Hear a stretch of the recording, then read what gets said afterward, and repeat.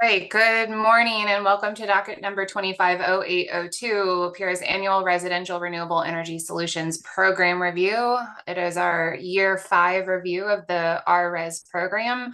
My name is Chairman Marissa Gillette. I'm joined today by my colleagues, Vice Chairman David Arconti and Commissioner Michael Karen.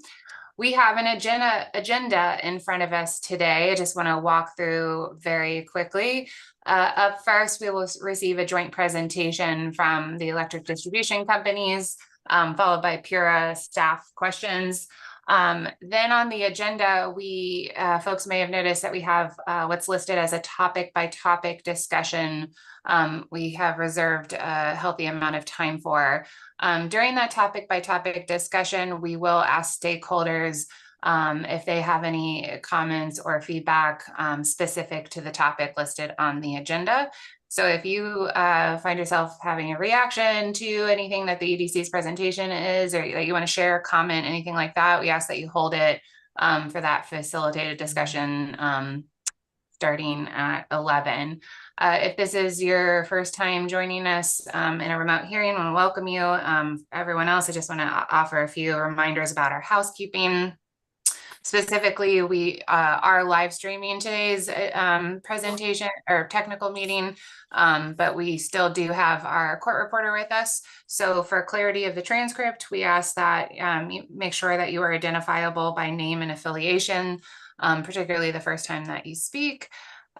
Please. And in addition to that, the chat function is not part of the official record. So we ask that you refrain from using that.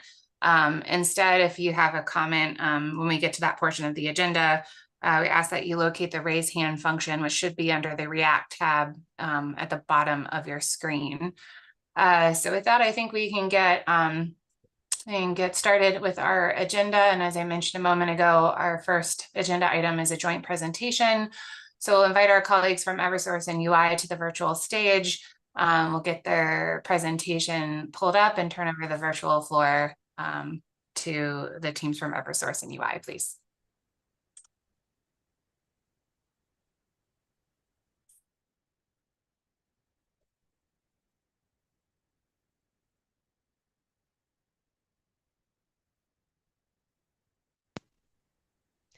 Great, thank you. And thank you, PURE, for kind of having us and holding this technical meeting. So I'm Julia Danahy. I'm a program manager for the RRES program at Eversource. And joining me presenting is Alexandra Torrealba from UI. And then we also have Brian Rice, director at Eversource, and David Hernandez from UI, kind of online as well for questions. So we can get started. Next slide, please.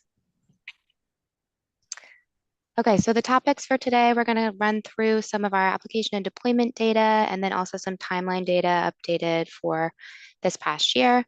And then we'll run through a summary of the written comments that we submitted on SIM 15 with the requested topics, and then 2 additional items. Next slide, please. So I'm going to turn it over to Ms. Torrealba from UI to talk about application and deployment levels. Thank you, Ms. Anahí. My name is Alexandra Torrealba. I'm a program manager for RRES for UI. We're going to talk about the application and deployment levels from January 2022 to May 2025 for UI and Eversource. Next slide, please. So as shown in this slide, Eversource has received 47,426 applications since January 2022 for a total AC capacity of 381.9 megawatts. Next slide, please.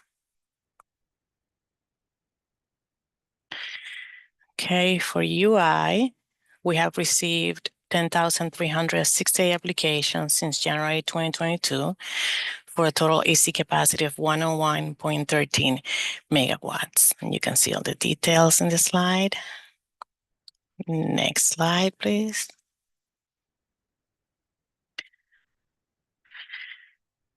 Okay, so this is the slides for the systems deployed.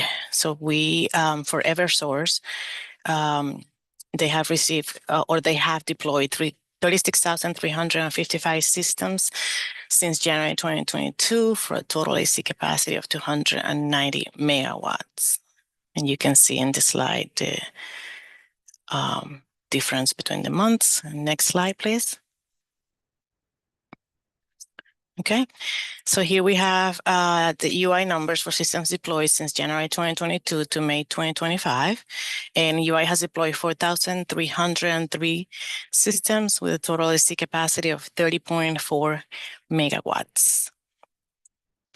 Next slide, please. So this graph shows the number of participants from low-income and distressed municipalities since the program began in 2022. Out of the 36,355 total projects deployed by Eversource, 7,274 include a distressed municipality adder with a total capacity of 49.6 megawatts. Additionally, they have 1,625 projects that have received the low-income adder, and is a capacity of 11.7 megawatts. Next slide. Out of the total of 6,727 projects that the UI has deployed, 2,596 have been distressed municipality adder, and with the AC capacity of 16.12 megawatts, and 170 had the low-income adder, and that has a capacity of 1.13 megawatts. Next slide. So we have now the RRES interconnection applications and approval timelines. Next slide. So this slide provides the interconnection application and approval times for Eversource for the RRES program for the first quarter of 2025. And this is based on the information submitted in Order 14 on May 2025, May 1st, 2025. And next slide. So here we have the same information, but for UI, the interconnection application and approval timelines for the same quarter. And again, this data was submitted on Order 14 on May 1st, 2025, sorry. And next slide. And this back to Ms. Danahy for the rest of the slides.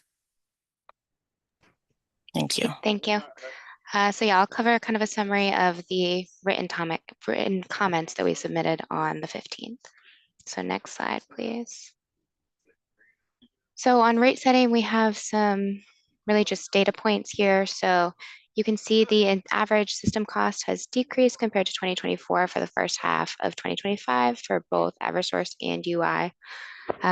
We will be filing more information on costs with kind of a breakout by project and by timeline on the 1st in the Order 6 filing if people are interested in more information. And then the ITC availability. So this is expected to be unavailable to most residential projects beginning in 2026, although it may vary a bit based on ownership type. And then O&M costs, we do not collect these, so no real comment there. And then the capacity factor. So for this past year, we found it to be 11% calculated with the DC system size, which is in line with what we reported the year prior as well. And I think overall for rate setting, the EDCs just want to stress that the costs for participants should be balanced with the non-participant costs. Next slide, please. Then for contractor filing requirements. So we really look forward to other stakeholders commenting, particularly contractors who are kind of completing this filing. But if a standardized net savings calculation is pursued by PURA, we would recommend that this could be applicable to the disclosure form as well to help kind of streamline and ease understanding for customers to compare different options and see kind of how much they would be saving for different contracts. And then additionally, if we pursue that, we would recommend considering a alternative calculation specific to low-income customers, since being on the low-income discount rate can affect kind of the savings compared to your typical utility bill costs. Next slide, please. And then on the naturally occurring affordable housing definition, so the EDCs are in full support of the definition change recommended by the working group. And we have been in discussions with the working group on additional additional documentation that could support the administration of that change, such as having regularly updated rental calculations from the Department of Housing. Next slide, please. And then, so that kind of covered the requested topics in the written comments, and then we had 2 additional items that we wanted to cover here. Next slide, thank you. So first is the skip production meters. So this is related to projects that went online without a production meter.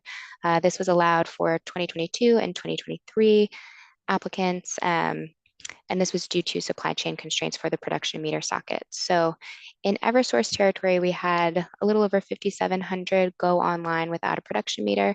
And to date, we have a little bit over half of those have since received the meter. So the requests for these production meters were due last year in June of 2024. So I do think we have nearly all the requests in for these projects, but the majority that are awaiting that production meter installation are awaiting the town inspection sign off of the production meter socket. So the main effect that this has is really on the customer experience because it delays incentive payments and delays the customer being on the normal quarterly payment cycle.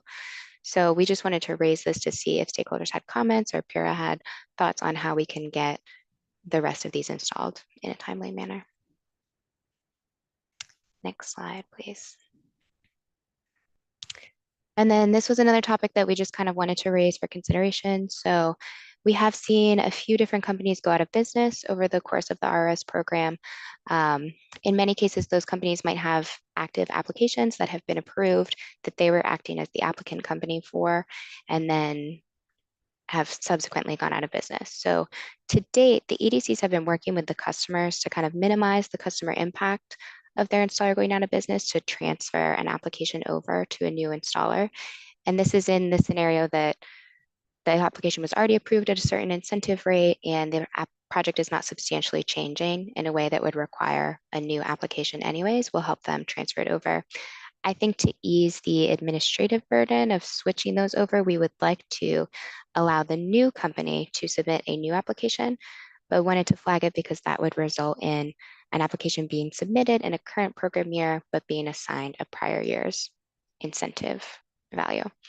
And again, this is only in the limited circumstance that a project was approved, the applicant company then goes out of business, and we're trying to allow the customer to maintain that rate to minimize impact on them. And then similarly, but I think the number is even smaller for this category, but we've had a few projects where the installer goes out of business when the system is fully installed and ready for PTO except for the meter fee payment. And on the Eversource end, we collect that meter fee payment via Power Clerk from the applicant company directly. And typically that cost is built into the customer's contract, which they have already paid to that company for the installation. To collect the fee directly from the customer, we can do a mailed check, which we have pursued in some instances where this is happening, but we would like to, if it's going to add a lot of time or kind of undue delays for the customer to get PTO, we would like to waive that meter fee in these limited circumstances. I think we've had probably less than 10 in this scenario. And then I think that covers all of our comments, so we can kind of open it up for questions. Thank you so much. And as I mentioned, we're going to turn to authority staff for questions. And first we'll have questions from Molly Charles, please. Thank you. Thanks for this presentation and for your time this morning. So my first question is in regards to slide 7.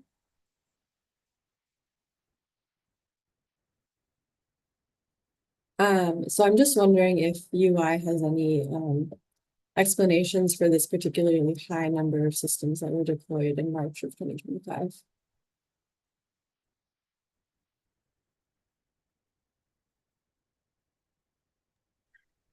There's no particular reason why this month have more applications or systems deployed. We looked into it and it was just it happened. There's really no particular reason. Thank you. And it looks like that's not reflected in the number of applications necessarily. It's just deployments in that month. Correct. Deployments, no applications. Okay, thank you. If you could please turn to slide 14. Yeah, so just a question on average installed system costs. I'm wondering if the EDCs have looked at how these costs compared to residential solar costs in other nearby states or nationally.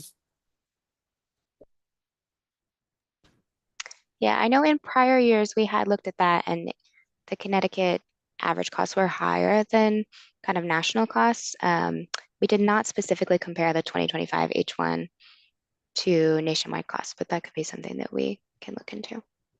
Thank you. And related to that, have you looked at whether system costs differ at all for homeowner-owned systems versus third-party owned systems?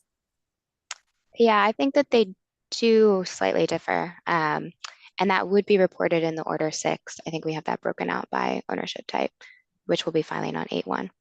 Okay, understood. Thank you. And if I may add to that, please note that these are information and data provided by the developers. UI has no way of, or the EDCs have no way of determining the cost. These are reported by the developers that we provide the data therein. So these are developer provided cost points. Thank you. Thank you. My next question is on slide 15. Can you just explain a little bit more what separate standards for low-income customers the EDCs would suggest here? Yeah, I think as far as specifics go, we'd be interested to hear other stakeholder feedback on kind of how that might be calculated. But I would say that the savings calculation should vary if you're on the low income discount rate, since your bill could be reduced by up to 50%. So you may not need as large of a system to kind of see those savings, or under particular PPA or lease structures, we'd want to make sure that that's being compared to the LIDR electric utility rate rather than kind of a standard rate. And if I may add to that too, for UI, just to note that the LIDR discount rates should be accounted for in the presentations to customers. There again, there's no way for the EDCs or UI to determine if that's in fact occurring. So whatever calculations are used, if the customer is on an LIDR rate, that is shown on the bill. We did have a prior developer meetings held here through Pura, specifying how they're able to see that on the customer's bill. And so therefore, allowing them to make the appropriate information to the customers on what the value opportunity or proposition is to those customers. Thank you. Thank you. Is that information on whether a customer is on a low-income discount rate, is that collected as part of the RRES application? That information is reviewed. Customers that are on that discount rate are eligible for the low-income adder as the customer records. So we do provide that. We also provide that through the hardship programs that we, I think, just submitted a protective order filing up. Yeah, I would say similarly for Eversource, we do check if a customer is on the low income discount rate as part of our tracking for hardship customers overall in the RRES program. And that would also be included in the August 1st filings. I would want to take a look. We definitely have the hardship piece broken out, but I'm not sure if that specifies the low income discount rate versus participation in SIE versus other hardship programs such as MPP. Okay, thank you. I just want to jump in and add some more perspective, because this is, and we think this is an important item for Pura's consideration, and to make sure the program is serving the interests of this vulnerable customer group, and we're not just focused on kind of hitting targets, because most customers that would meet eligibility criteria to be a low-income RRES customer would be eligible for the low-income discount rate as well. The low-income discount rate is also relatively new in Connecticut, and what we've seen in other jurisdictions, or at least Eversource has seen in other jurisdictions, is there are scenarios in which you have customers that could be on a discounted rate. Maybe they are on a discounted rate, and they're marketed solar PV systems. They're presented with savings analysis that are based on a market rate or a standard non-discounted rate. So just to use like hypothetical numbers, if you have your non-discounted rate of 30 cents per kilowatt hour, a low-income customer may be presented, by somebody at their front door with a savings analysis that says, I'll give you a lease of 28 cents per kilowatt hour and you'll save 2 cents per kilowatt hour. Customer won't understand that in fact their rate is lower than 28 cents per kilowatt hour, could be lower than 28 cents per kilowatt hour. And the net effect of them signing a 20-year lease is they're locking in costs that are substantially higher than what they could be having for utility service. And unfortunately, there's even an incentive, in some cases for a solar salesperson to steer a low-income customer towards a solar lease and away from solutions that would be much better off for that low-income customer. And they would be much better off in often cases being on a low-income discount rate. There's no cost, there's no commitment. It is a risk-free proposition for the customer to be on a low-income discount rate if they're eligible. There are substantial risks to a customer with entering into a 20-year binding financial commitment that has no hardship protections that is otherwise available to them. So we really think this is important. The EDCs have separately filed a motion in the energy affordability docket. I think it was cross-filed in this one, encouraging PURA to really consider how we're marketing or encouraging the marketing of RRES participation and participation in other programs to this customer segment, and understanding the risks of doing so and making sure that appropriate protections are in place. So thank you. Thank you for that.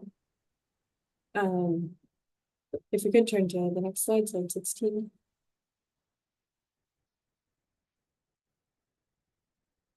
So I'm just wondering if the EDCs could clarify what information on Department of Housing rental calculations is currently available and what's being suggested to be changed here. Good question. So I don't think that there's currently a list of the kind of the values for affordable rent from DOH currently posted, but we've already been in discussion with the working group about kind of making that available. And we would probably post it on the RRES website so that developers could also see kind of what qualifies as affordable. And I do believe they've already provided that to us for this past year and then agreed to update it annually. So this one should be, I think we're kind of in agreement on this. Thank you. Then one question on slide 18.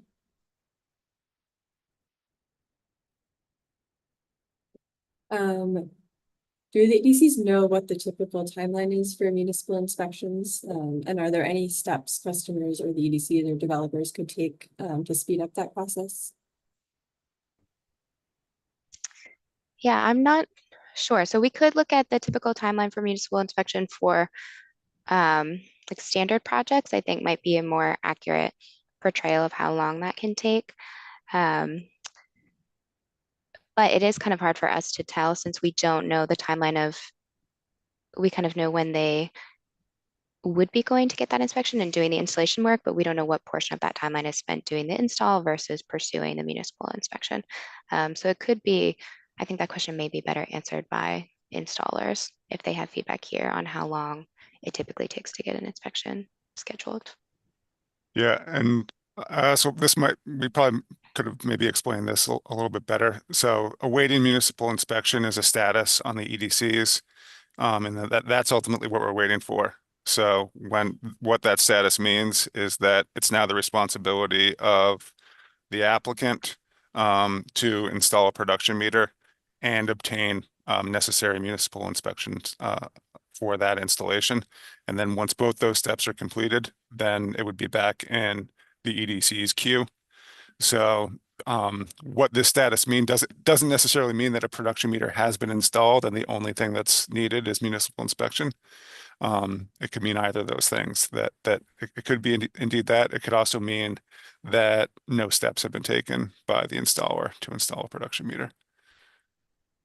Okay, thank you for clarifying. And is this only an issue in Eversource's territory, or are there still skip production meters in UI 2022?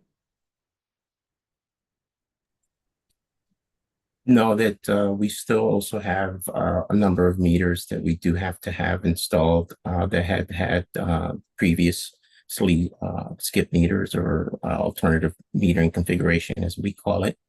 But to the point, back to your point on municipal timelines or municipal inspectors timelines, that certainly is going to vary by municipalities based on volumes, based on staffing on their part, and again, up to the applicant to ensure that all that has been complied with the permitting requirements. And so the status, as mentioned, is a status whereby we're waiting for that to have occurred, but there's no insight on our part. There's no view on our part to be able to note what, if anything, is occurring in that process.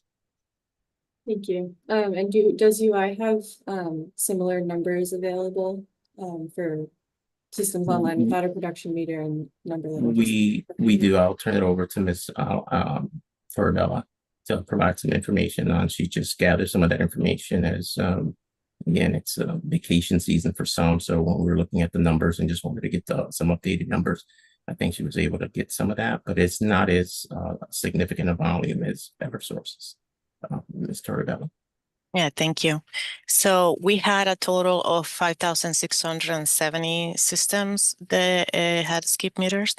Out of that, we only have 1,306 left that need to be corrected. So it's only 23%, about 23% of the projects that have skip meters. Thank you for that. And then just one more question on slide 19.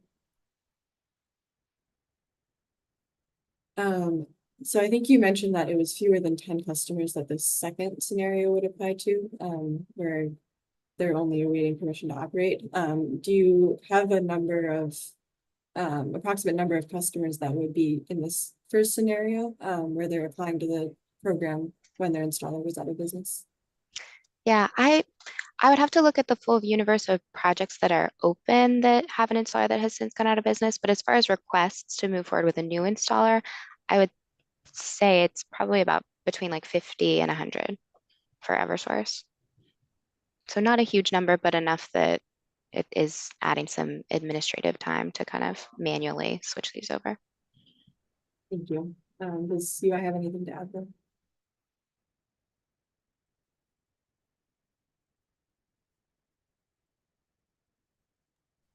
I'm sorry, can you repeat the question? Yeah, you're asking if we had those numbers too? Yeah. Yeah. Oh, I do not have those numbers. I don't know if David Hernandez has those numbers handy. We can provide them later time if we don't have them. We manage this a little bit differently than Eversource. This is normally managed through the interconnection group that receives notice of a solar developer going out of business. And similarly, as listed here, we do the best that we can to waive fees. We want to not in any way provide any undue burdens or hurt the customers. So, and depending on where they are in the process, as indicated here, that they would have those fees waived. The interconnection group normally manages that, and so it doesn't come through the RRES administration. But I think they've been working well with developers to try to make the transitions to the new developers, if indicated, in a way that gives the customer the benefit of the application fees waives. Okay, thank you. I think that is all my questions, so I'll turn it over to each other. Thank you. Thank you. We're going to turn to questions from Authority staff. Christopher Arpin, please. Thank you, Madam Chair, and I'd like to thank the EDCs for their presentation and time today. Mr. Bumpin, could you please turn to slide 11? So applications requiring in-field corrections tend to have longer processing timelines compared to those that do not. So my question is for Eversource specifically, how often do applications typically require in-field corrections? And additionally, what are the most common reasons for these corrections? Yeah, good question. It's definitely not the majority of applications. I think for a percentage, that's something that we could pull from Power Clerk, definitely. And then as far as most common reasons, this is something our metering group, I think, has been working on for us to potentially get some informational resources out there, but I wouldn't want to speak to it without being certain. So that's something that we could look into afterwards. Okay, thank you. Does UI have anything that they would like to add to this as well for projects that might require in-field corrections in UI territory? Most certainly. Certainly that there are a number of projects that may require this. And again, those technical aspects for in-field corrections are managed by the interconnection groups. Those are the technical requirements necessary for interconnection. So whatever's determined there may need some corrections. Sometimes the corrections may be administrative documentations of information. Other times there could be structural or other things that could be occurring that may require corrections. But likewise, we should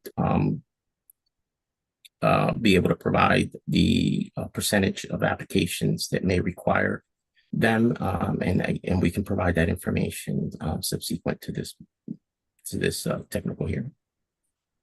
Okay, I think that would be helpful, Mr. Hernandez. Thank you. Now I'd like to turn to slide 12, please.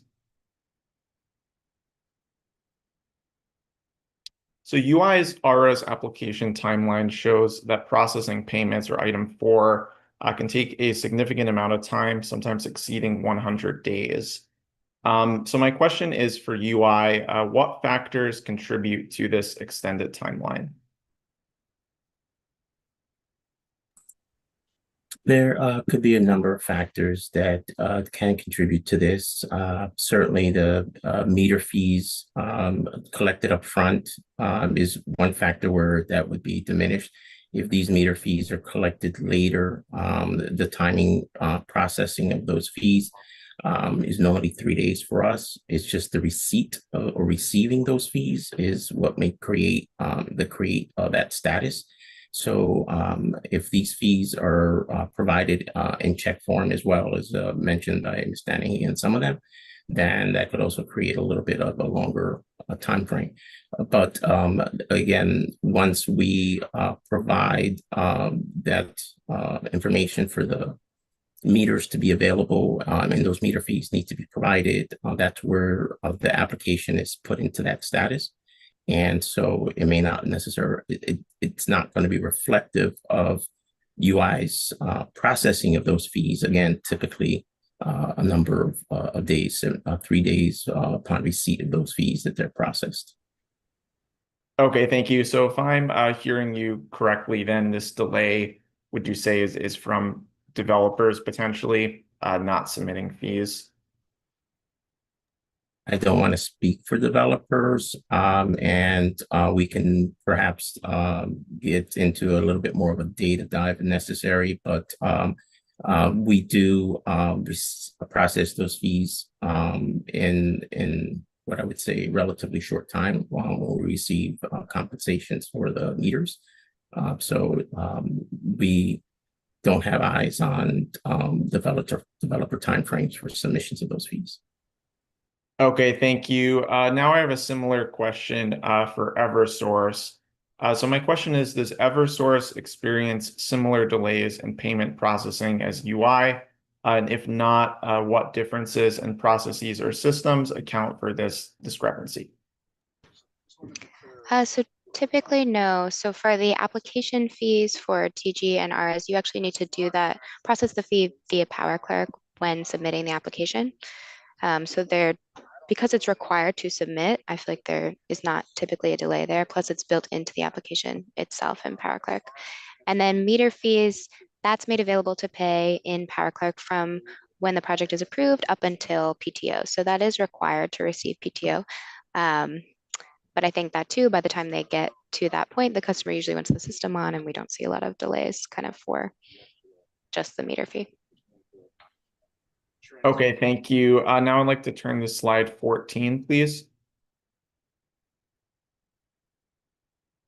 So UI's upfront solar installation cost appears substantially higher than Eversource's for 2024 and 2025, while 2023 costs were more comparable. So my question is, what accounts for this increase in cost disparity between the EDCs in recent years? But again, it's a good question, and these are fees and data points provided by the developers. As to the reasoning, certainly the territory that we may be in might be able to support the differences in the rates charged to customers. It's market based, and so we are not privy to the developers' differences in fees between the territories, and so that's a question best asked about the fees to the developer community. Okay, thank you. Does Eversource have anything that they would like to add for why solar costs might be lower in their territory versus UI? No, nothing to add. I do think that that would be a good question for other stakeholder feedback. Okay, thank you. Follow-up question on that. Are the developers the same between both EDC territories, or are there some developers that might only submit applications in UI and some that might only submit applications in Eversource that could potentially explain this difference? I'm not sure of the answer kind of off the top of my head, but in the Order 6 filings, which we'll be submitting 8.1, we do have a breakout by installer that would show volume. So I think that would be a good place where we could compare the two. And likewise for UI, the developers, I do not feel or think personally that there's a difference in the developers' business opportunities in EDCs. So we will be able to provide that as mentioned by Ms. Danny. Okay, thank you. Now I'd like to turn to slide 15. So my question here, are the EDCs aware of instances where contractors have misled or taken advantage of customers by selling solar systems that are ultimately uneconomical for them? I know Mr. Rice talked earlier about LiDAR customers potentially. And if so, could the EDCs please provide examples or trends that might illustrate this issue? I mean, we're not ultimately involved or like observing the conversation between a customer and an installer. And even when we review customer disclosure forms that have financial information, we're reviewing for completeness. We're not taking an opportunity to reach out to a customer and question why they're leasing a PV system for what they've agreed to lease to. That's frankly their business and the installers.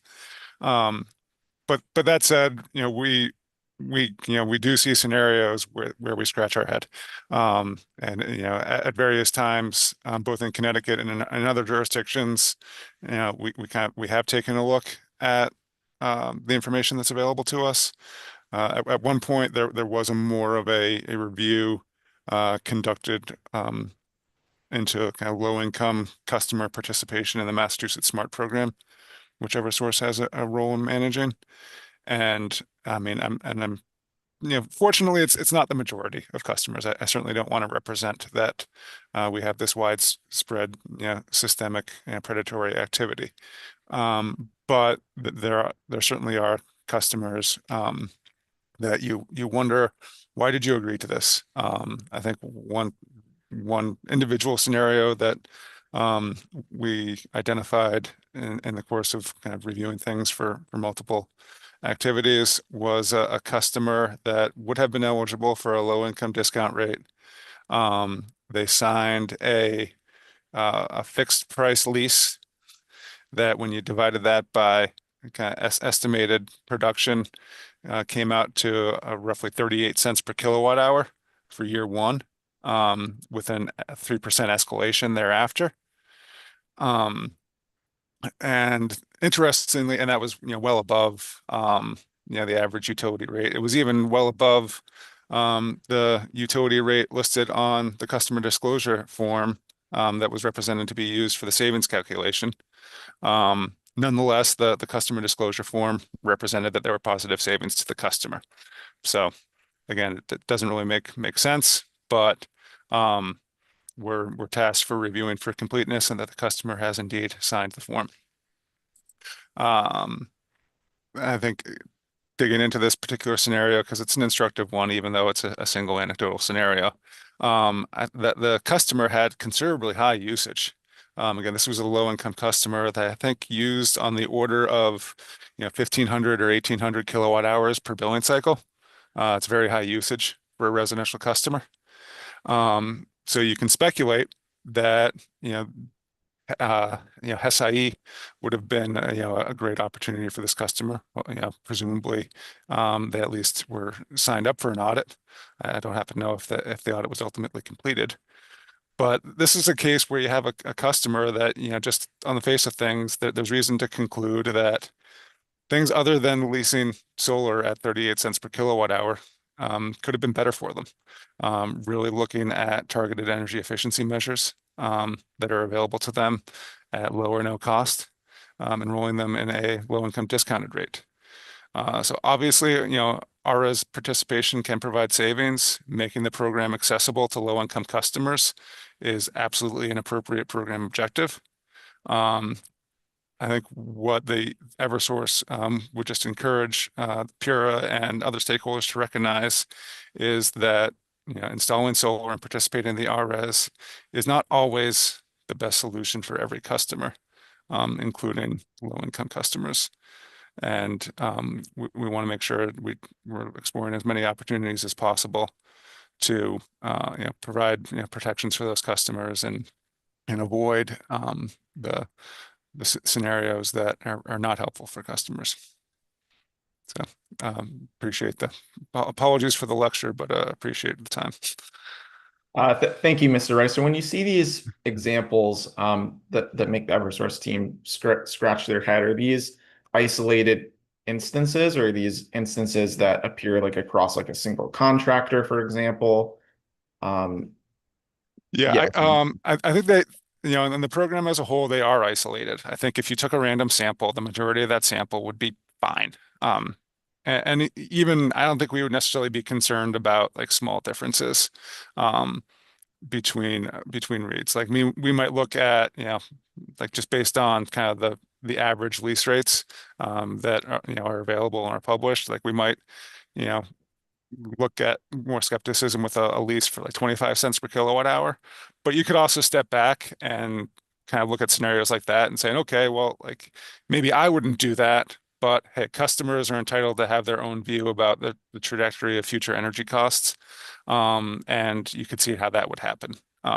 And why they would think that they wanted to make that choice of, kind of locking in a known fixed cost of energy, even if it might not necessarily be, a discount to the prevailing rate. So the majority of scenarios are fine, I think, are reasonable. And I don't think we could, we haven't looked at data to suggest that there's the areas of concern are more prevalent with one installer over another. Okay, thank you. And hypothetically, if there was an installer that had a number of projects that were concerning, is that something that the EDCs would alert the authority to at the time of your knowledge of that instance? No, I don't think we would, to be honest. Again, right now we don't view the EDC's role as the RRES program administrator to be one of kind of getting in between commercial decisions that are struck between customers and installers.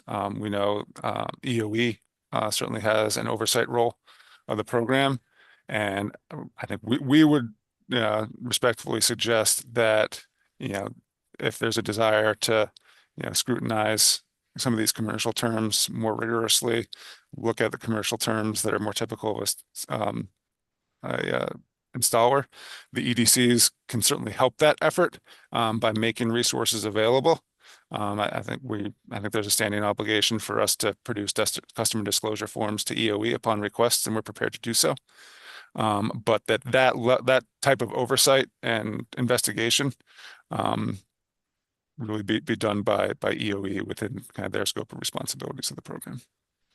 Okay, thank you for that response. And now I'd like to give UI a chance to weigh in on some of the discussion that I was having with Mr. Rice, specifically whether UI is aware of any instances where contractors have misled or taken advantage of customers by selling solar systems that are ultimately uneconomical for them. Well, to that point, we don't have all the information necessary in regards to anything that's in contract or contractual obligations between the developer and the customer. If that customer maybe in some instances, the customer may be more or less leasing their roof, renting their roof to developers, and they may be receiving payments therein. We're not aware of those particulars. But if we review applications, we review it for completeness as stated by Mr. Rice. We do have a lower number of customers that are participating that are in LIDR than Eversource.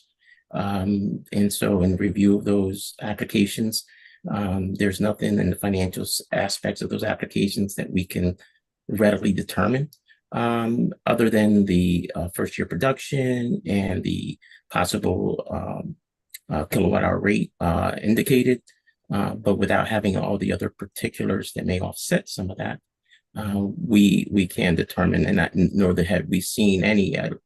None has been brought to my attention that is what I would say an extreme out of line or an outlier of that compared to our standard offers. Okay, thank you for that response. I'd like to move to a different topic. So now, Mr. Bumpin, could you please turn to slide 16? So this is a more of a clarifying question. So regarding the implementation of new definitions for multifamily affordable housing, could the EDCs please provide a little more detail on the rent roll template and rental calculation methodology that would be needed to facilitate streamlined implementation of the new definition? Yeah, so the prior definition for naturally occurring affordable housing was largely census tract based. So from a review perspective, the EDCs were checking if a project was in a qualified census tract, and then that came with just an attestation, I believe, from the applicant, kind of noting that the housing was affordable and we would get the rent roll with that. I think the reasoning behind these two, so removing that census tract requirement, now it's just kind of any affordable rent across any census tract. So we would need to check that that rent is kind of in line with what is considered affordable based on the rental calculations from the Department of Housing. And then the rent roll template is mostly just because we've had a couple applications come through with the rent roll documentation kind of all over the board. So I think it would just help streamline review to have one document. So we kind of know what we're looking for each time. Okay, thank you for that response. I'd like to turn to slide 18, please.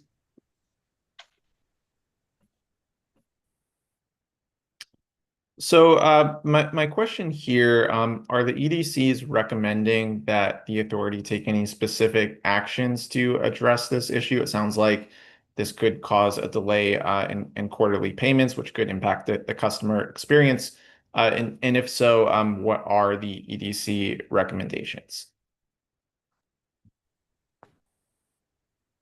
So we're not really, I think the primary goal here is to apprise PURA of kind of where we stand on getting production meters that were previously authorized to not be required at the time of PTO installed. We can continue, and I think there's several important things to bear in mind. One, we can continue just operating the program, waiting for these production meters to come online. You know, these customers are still receiving all their netting credit on their bill. What isn't happening is incentive payments aren't being issued. I think a majority, but not all, of kind of these outstanding production meters are third-party owned systems. So that incentive payment is just not going to the third-party owner. So the end-use customer isn't necessarily adversely affected. The other thing, though, that isn't happening is we're not reporting this renewable generation to NEPOOL GIS to generate RECs and collect, you know, proceeds from the sale of those RECs. In Eversource's instance, the net financial impact is kind of a wash, which we indicated, because all of these, for Eversource, all of these outstanding projects would be eligible for an incentive of 3.18 cents per kilowatt hour. So on the one hand, we're not paying out an incentive of 3.1 cents per kilowatt hour. On the other, we're not collecting proceeds for Class 1 RECs, which the market price is generally kind of within that range. So from a kind of a net program cost standpoint, it's somewhat of a wash. But you know, the state of Connecticut isn't currently, at least, claiming that renewable energy generation towards, you know, state goals. We can eventually, once our practice is, once the production meter is installed, at that point, we'll accept data from and we'll both pay out incentives and report generation based on that data. And you know, NEPOOL GIS rules kind of generally allow us to, you know, report kind of back data for an extended period. So there's that opportunity to get caught up. The other thing that's important is the actions that we could take. You know, if Pura decided that we wanted to be more forceful here, because ultimately, you know, the installers that put in these projects, you know, had a clear obligation to come back and put in that meter socket so a production meter could be installed. They haven't met that obligation. So we could pursue more aggressive action against those installers. We talked about another slide that not all installers are in business anymore. That might be the case in some of this population. I think what we are reluctant to recommend is taking actions that would impact the customer. You know, obviously taking the action of claiming a project is no longer eligible to participate in RRES because this obligation wasn't closed out would substantially serve to harm the customer, who in most cases probably isn't really the cause of this delay. You know, they contracted with an installer who hasn't have completed their required scope of work. Okay, thank you for So in closing, I mean, we're kind of content to maintain the status quo and hope this number goes down over time, but we also recognize that Pura may want to take other actions, and we're prepared to support those as well. Okay, Mr. thank you. Do you mind if I interrupt quickly and follow up on that with Mr. Rice? So when you're saying, do you feel pretty confident that it's generally the developer who, if you had to ascribe fault, it's the developer, that it's not the individual homeowner, like that's blocking the return or anything? Does that make sense? I think that is a reasonable expectation in most scenarios, but I don't know if Ms. Danny, he has any other perspective being closer to the program. No, I would agree. I would say anecdotally, typically we don't hear about customers that don't want the meter so much. I think it's more just this might not be a priority, and it takes kind of time and effort to get out there and do the socket install and get the inspection done. I mean, I think anecdotally, I think we've had scenarios in which a customer knows they should be getting incentive payments because it's direct own, and when they're not getting incentive payments and we explain why, then there's some urgency. They're reaching out to their installer and saying, "Why haven't you completed this job? Eversource won't give me my incentive payments until you do what you need to do." And then we've seen resolutions. Okay, is that something that I know that the jurisdiction over issues in the solar space can sometimes be challenging for a customer to navigate. Is this something that the EDCs refer to the Attorney General's office for enforcement help, or DCP, or do you think, or it's been your experience anecdotally that it's mostly something that the customer is able to navigate directly with their developer? Typically, the customer can navigate it with the developer. I know kind of anecdotally, we will also help reach out to the developer to flag that particular project and remind them that they need to go out and do the install. But we haven't seen any of these scenarios kind of get escalated in that way. Thank you. And one last question, and I'll return it to Mr. Arpin. Have there been any conversations informally or at a working group as to whether this is something that folks are recommending become part of the customer or the strike program that EOE implements? Is that what the EDCs were alluding to with this recommendation, is a developer who has an X number of production meters that they haven't circled back to install, get a strike? Or is that, are there any types of solutions that have been discussed?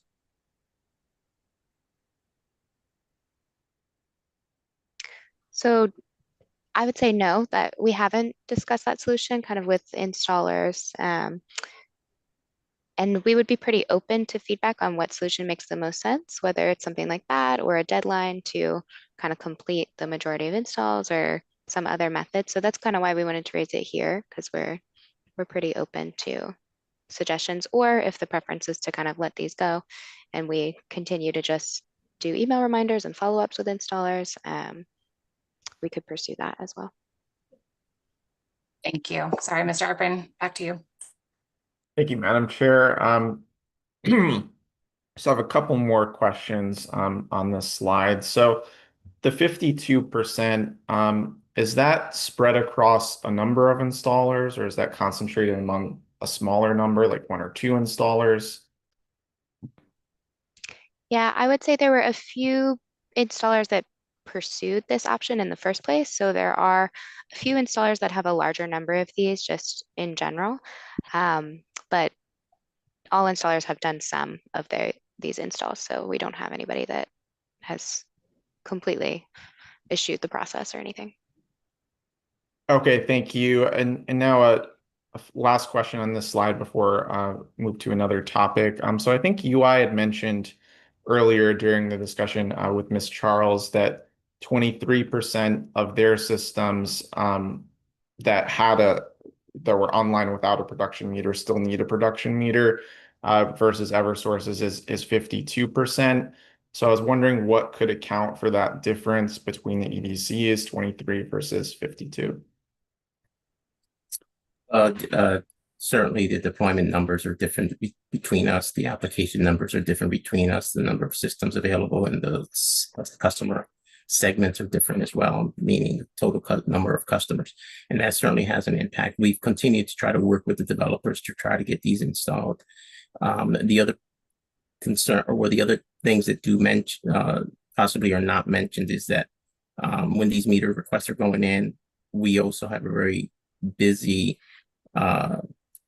metering technical field personnel, very busy, so that they come, these work orders or these orders that come through for these also are taken into the same stack of work orders.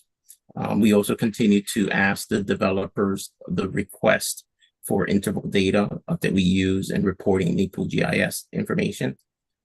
Some developers have not been as, what I would say, as responsive they have been in the past. And as mentioned, if the incentive is going to the customers, and the customers understanding and realizing that, they normally do raise the concerns, and we advise them to raise the concerns to the developer. And in most instances, at least none that I'm aware of currently, that have failed to do so on behalf of the customer's request. That information has not been brought up by the customers that they're not complying. So certainly the customer can benefit by contacting the developers. There might be a percentage of them also mentioned that may have gone out of business. In that sense, that's a stranded situation, which may need further guidance. And certainly we ask for that guidance as well to be able to fulfill those meter request forms for those customers on the customer's behalf. And the permits have to be pulled for that as well. So they have to be able to submit for a meter request in order to get a job number for them to file with the jurisdictions for permitting requirements, and then being able to go through the inspection process as well. So those are all factors that are part of those percentages, but I certainly feel that our percentages and our customer differences in total number of customers may be the difference for that reflection. Okay, so if I'm hearing you correctly, Mr. Hernandez, so this isn't necessarily a difference between EDC processes regarding work permits or interconnection practices. You're saying this more of a difference between customer populations and potentially installers. Am I hearing that correctly? That is correct. Okay, thank you. Now I'd like to turn to slide 19, please. So my first question here, how frequently have applicant companies gone out of business under the RRES program to date? Is it pretty common? Are there any trends? Have they increased recently? Could the EDCs please speak to that? Yeah, so I would say it's not too common, but we've had a couple that have a higher number of applications kind of in progress. So then that has just a bigger administrative impact. And I'm trying to think if it has increased lately. I think it's been sort of steady over the course of the program.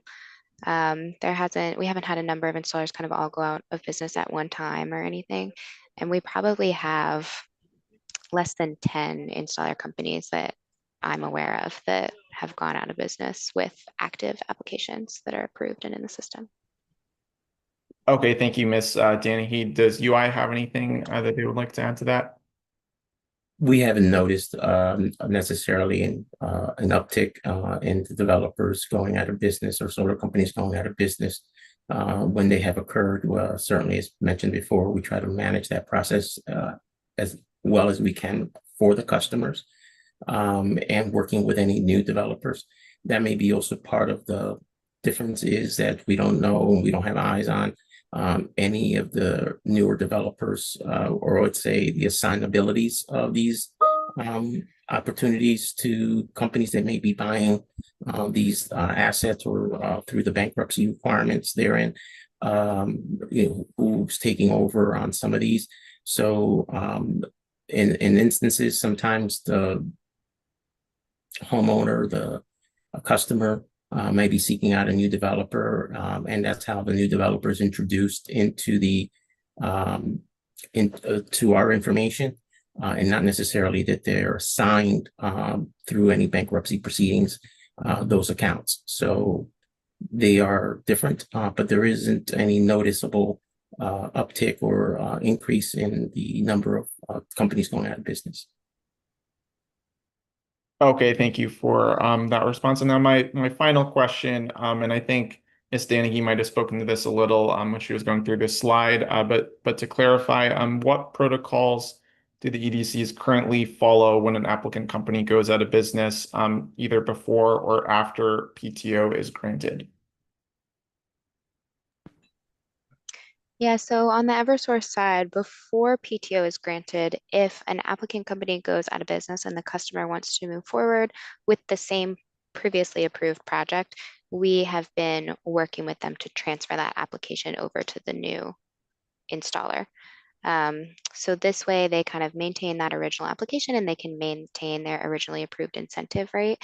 It is a bit of work on the back end, which is why we'd like to be able to accept a new application while letting them keep that rate, just because we have to manually transfer over a lot of the data in PowerClerk. And then we've also seen some issues where the company that's listed on the original work order does not match the ultimate company, so there can be some confusion there. But we have been working to switch those over. And I will say this is only in the case that it's the same project that was originally approved. So if there are major changes to the project that would normally require a new application anyways, then we would have them reapply with the new, like the current year's incentive rate. And Okay, then post PTO, you mentioned as well.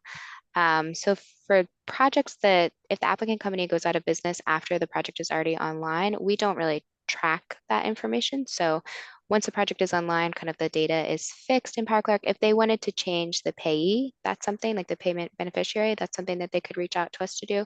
But we're not maintaining PowerClerk records for who they might be using for operations or maintenance or anything like that post PTO. okay, thank you for that response. Does UI have anything that they would like to add to that? Does UI follow different processes than what were just described? We follow similar processes, and again, as mentioned, the interconnection group for us, based on the fact that when we're able to provide the approval for the tariff, we were then able to provide that, and most of these, what I would say, concerns would be more on the technical side and the processes therein. So they work with the developers.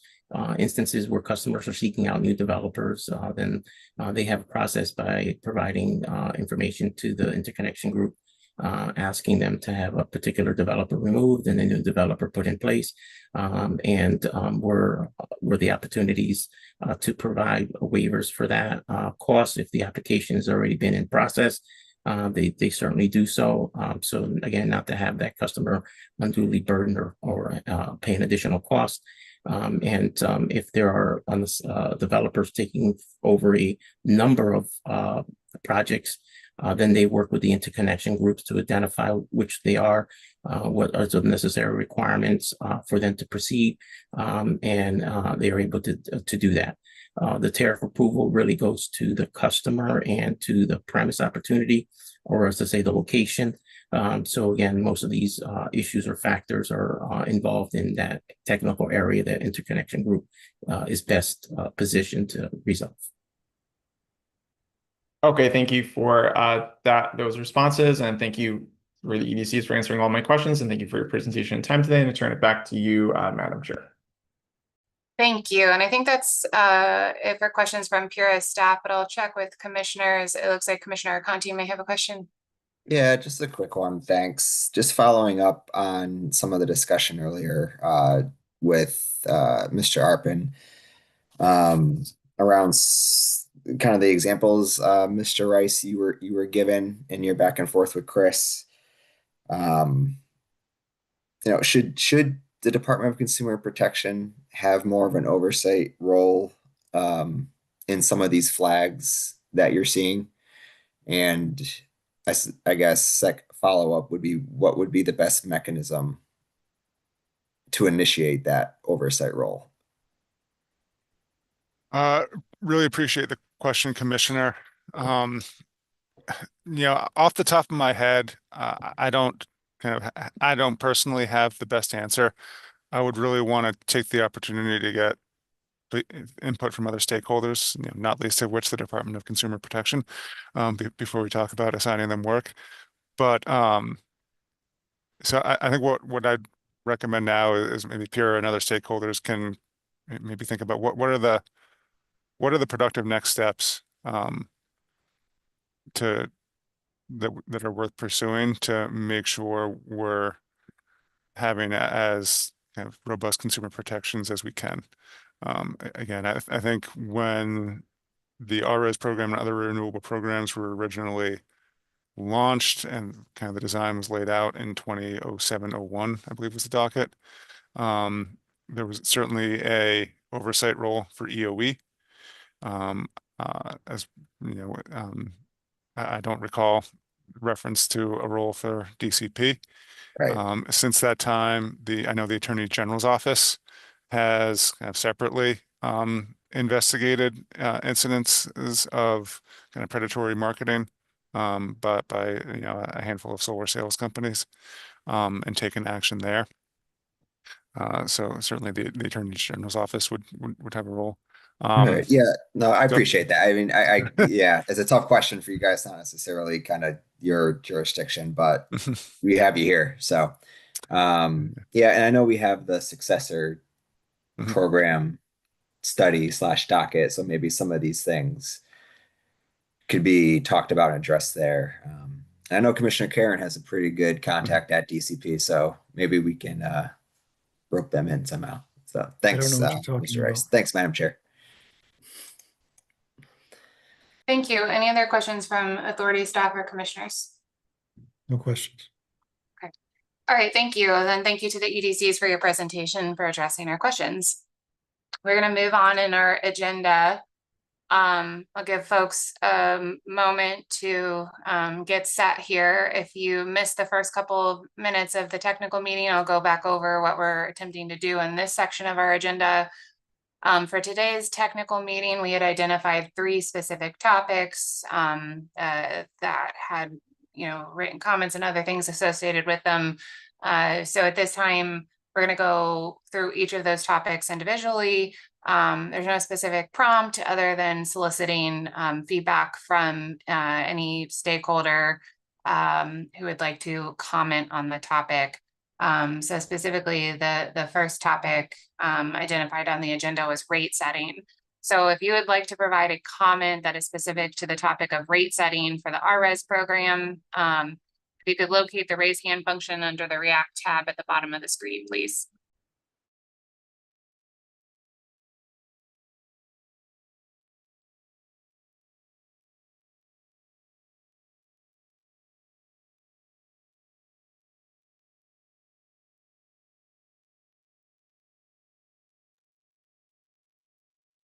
Again, any stakeholder with comments on the topic of rate setting for the RRES program in the upcoming calendar year.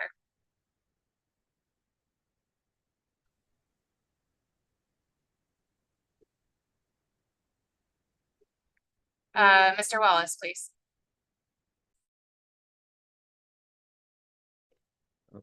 Thank you, Chair. I'll just make a couple of comments. Obviously, we filed written comments in the docket addressing the rate setting at more length, but just wanted to highlight a couple of key points from our perspective.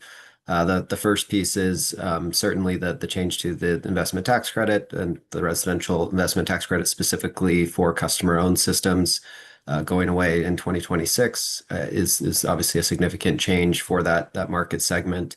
And so I just wanted to really emphasize that that's going to, I think, be challenging for that market segment. I think it will cause some changes of shift potentially more towards the third party ownership, potentially in the near term, but that there will also be, I'm sure, some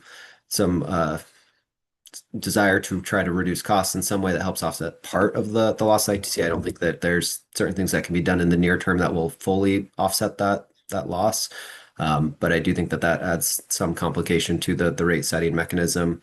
On the installed cost numbers that the EDCs presented on, I will note that I think that those numbers are pretty accurate for the Connecticut market generally. I think they are slightly higher than national average, but they are, I think, in line with what we have seen in the market generally in the region. And I think that the decline a little bit over year makes sense, even with some of the increases in equipment costs. I think there's been other ways to increase efficiencies that have reduced in some level of cost. So just wanted to provide our opinion that those are pretty good numbers. And those were the 2 main things I wanted to cover, but happy to answer any questions. Thank you, Mr. Wallace. And I think that authority staff and commissioners will pipe in with any questions for folks. And Mr. Wallace did an excellent job of modeling how I should do that. We, of course, are reading all the written comments that are received. But if there's anyone who wants to make a specific highlight a specific point from their submission or elaborate, we of course invite you to do so here. So I'm not seeing any. I have a quick question, Madam Chair. Commissioner Carney. Hi, Kyle. How you doing? Just kind of following up on the watt price And again, this may be better discussion for the successor program docket, but since we have you here today, it's kind of been on my mind the last couple of weeks anyway. We're still seeing that. I guess this is a bigger like macro picture question. We're still seeing that price in the United States, between that $4 and $5 range. In other countries, we're seeing, closer to $2.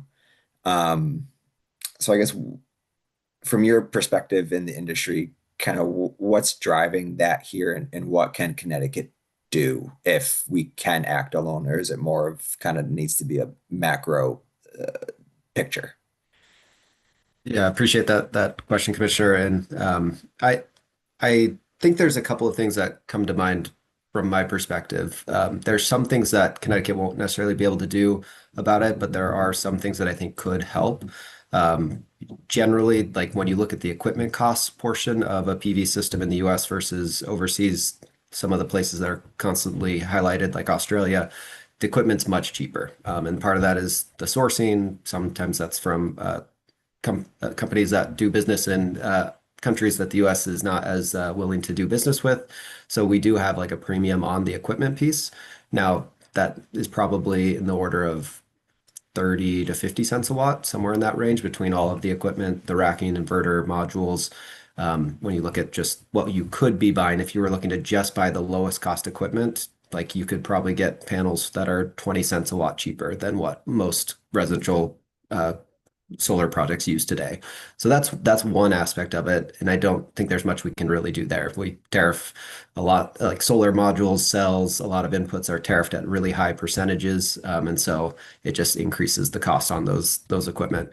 On the permitting and soft costs and interconnection side, there are certainly improvements that could be done there. I think we are certainly interested and have been supportive in the past of efforts to increase the permitting efficiency process at the municipal level. Not really necessarily in the realm of Pure to do that. It's more legislature to look at that. But we do think that there are some cost savings that can happen there. I will caution that I know there are a lot of numbers out there of really high claims of how much it could reduce the cost. And I do want to be wary that like I don't think it's going to reduce the cost by 90 cents a watt or 50 cents a watt, but like it might be 20 cents a watt or 15. And every bit does matter.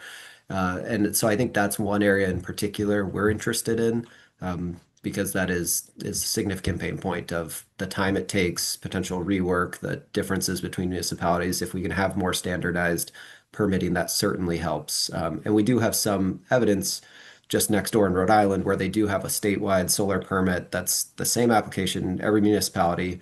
In our experience, the permitting process is a lot faster there in Rhode Island than in Connecticut or Massachusetts.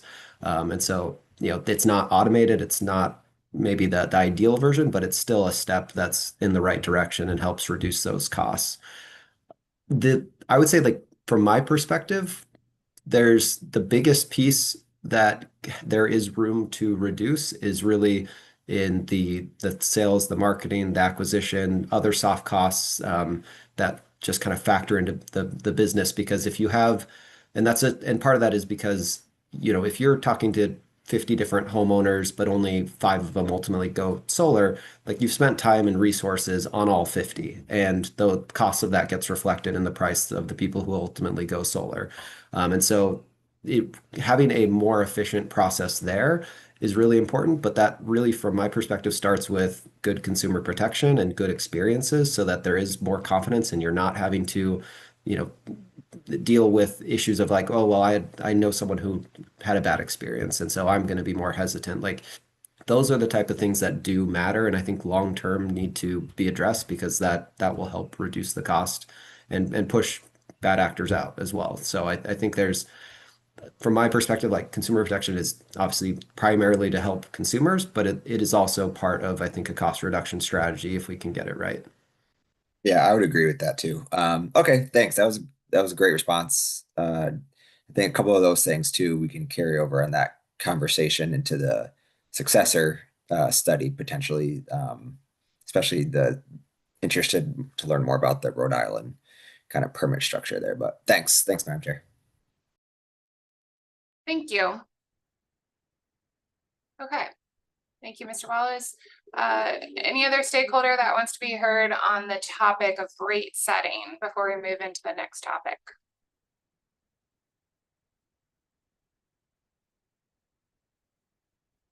Okay, if not, I'll open the floor to comments with respect to contractor filing requirements. So again, we had sought written comments, I believe. So if anyone wants to highlight anything from previous comments or make new comments here, we're inviting discussion on the topic of contractor filing requirements, please. And I'll pause here.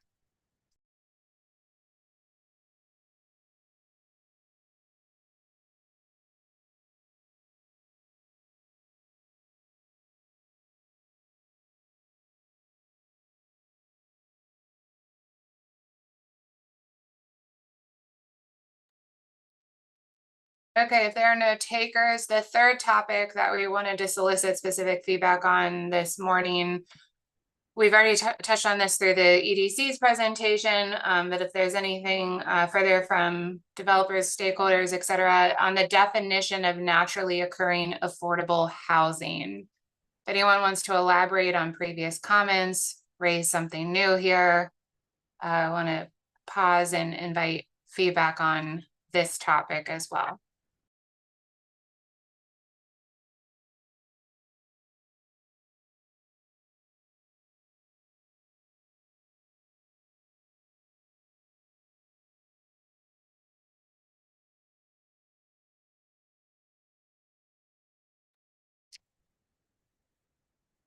Okay, if there are no takers, then the next item in our agenda is generally public comments. So I do ask that you try to structure your public comments towards today's meeting topic or the RRES program in general.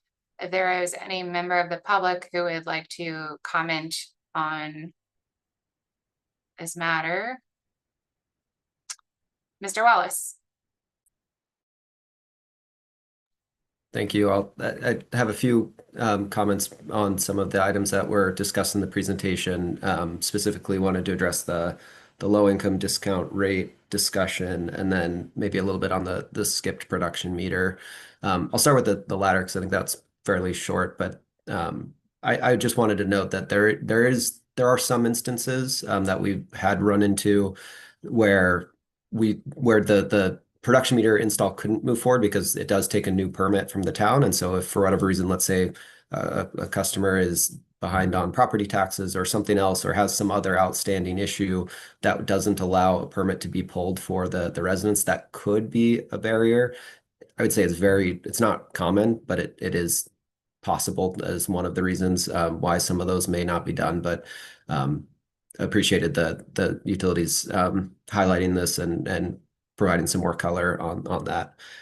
On the low income discount rate, I guess just to add to that discussion, because I do think it's an important piece of the program. I think with the multiple tiers, I think with tier one, I think it's a little different in that the netting tariff and the buyout tariff can both provide value even at that tier one discount, whether it's the 10% previously or the new 5% tier one. Like netting in most cases will still provide net savings, assuming that it is incorporated into the pricing and or in the savings analysis for the consumer and it is being taken into account. I think that's in most cases true. I think as you get towards the higher percentage tiers, and tier two at the 50% historically, like from our perspective, that is something where those customers on the netting tariff, like there's really not going to be the opportunity to see savings in the near term. That's just not really, from our perspective, like no one is, from what we understand, is offering a lease product or a loan or PPA or anything that would be able to provide savings there. So from our perspective and what we've provided and our guidance is that anyone beyond tier one should go through the buy all tariff, where there is still the opportunity to have value. As Mr. Hernandez said, like for example, Posgen, we do in those buy all tariff arrangements, we actually pay the customer on a monthly basis rather than paying us. And so there's ability for them, even if they're there on the 50% discount, to have a payment every month to still be seeing benefits from their solar in a way that doesn't is, additive to the low income discount. It doesn't, cause any issues there. Now, I will say, like, the transition is, I'm sure, it's not been perfect. I'm sure there's been issues. I know we have made mistakes and had to make corrections when people haven't been properly identified as lighter tier 2. So I just want to note that, like, it is something that I think is important to continue to work on. And if there's consideration of how to address that from a programmatic perspective, it may be something around which options are available, and maybe netting shouldn't be available for some of the higher, lighter tiers, just given the kind of market realities there. So would just want to recommend that as something for consideration.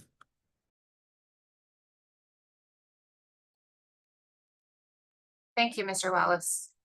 I see Mr. Hernandez coming on camera. Mr. Hernandez, did you have anything to add? Yes, I do have concerns still on the participations of LRDI customers on the program requirements, which I'm not fully familiar with for the low-income program participations, other than noting that if the customers supported or participating in other ratepayer funded programs, they may put that at risk. And given that the information is not fully provided possibly to the customers of that, that's something of a concern. And also the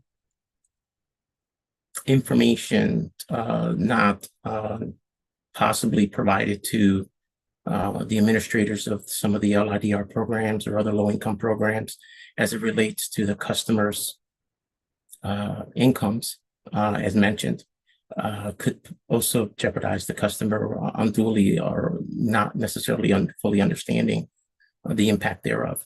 And so those are just concerns that I ask that Pura consider and as they take this into consideration. Thank you. Thank you.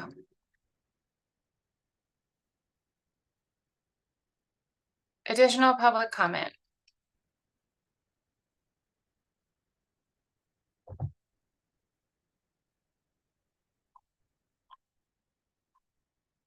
Again, last call for any public comment on today's technical meeting.